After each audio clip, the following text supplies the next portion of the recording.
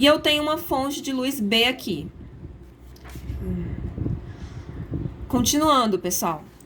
Eu tenho aqui um espelho e eu tenho uma fonte de luz B aqui, certo? Então, o que acontece?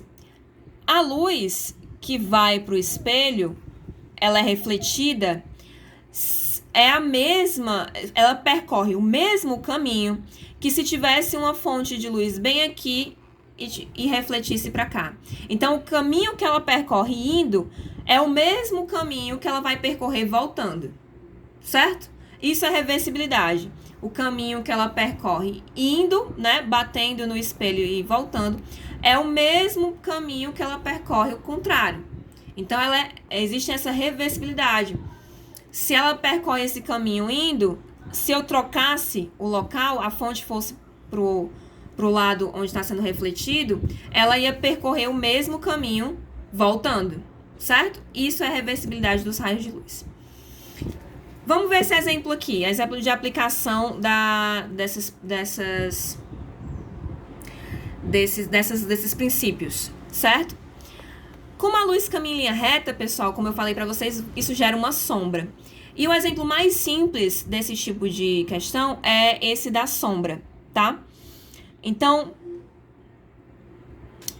uma sombra projetada em um prédio, eu tenho um prédio aqui, e ela projeta, a luz do sol projeta uma sombra de 30 metros aqui no chão. E aí, a uma certa distância desse prédio, que essa distância não importa, eu tenho uma régua de 50 centímetros, né, de meio metro, e ela promove uma sombra de 0,20 centímetros, 20 centímetros, né, 0,20 metros no chão. E ele quer saber, né, a altura do prédio.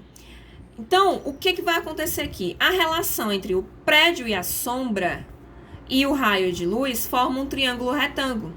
A mesma coisa aqui. Então, eu tenho semelhança de triângulos, pessoal. É bem simples, na verdade.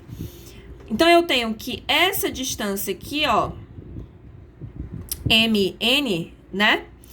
Dividido, né? Na verdade, aqui ele fez o contrário. Essa distância aqui, ó, o cateto adjacente dividido pelo cateto oposto vai ser igual ao cateto adjacente daqui dividido pelo cateto oposto daqui. Então, eu tenho que FG, cadê? FG aqui, ó, esse pequenininho aqui, dividido por NP, que é esse daqui, tá? Então, cateto adjacente dividido por cateto adjacente vai ser igual a cateto oposto dividido por cateto oposto, tá? E aí, eu só substituo os valores. Quem é FG, né? 20 centímetros, que eu tenho que transformar para metros, 0,20. Quem é o cateto adjacente aqui desse caso do prédio? 30 metros. E esse aqui, 0,5 metros. E X é justamente o que ele quer descobrir. Então, eu vou dividir esses valores aqui, passar o X multiplicando, passa esse dividindo, e eu tenho 75 metros, que é o tamanho do prédio, certo? Então, é semelhança de triângulo, tá? Não tem muito o que pensar aqui. Se vocês sabem resolver problemas de semelhança de triângulo, vocês vão saber resolver isso daqui. Se vocês tiverem alguma dúvida, pessoal, mandem pra mim, tá? Sobre esse assunto. Tentem resolver as questões, ok? Próxima aula, provavelmente, vai ser resolução de exercício. Então, tentem fazer realmente para vocês tirarem as dúvidas de vocês, tá? É isso, até a próxima aula.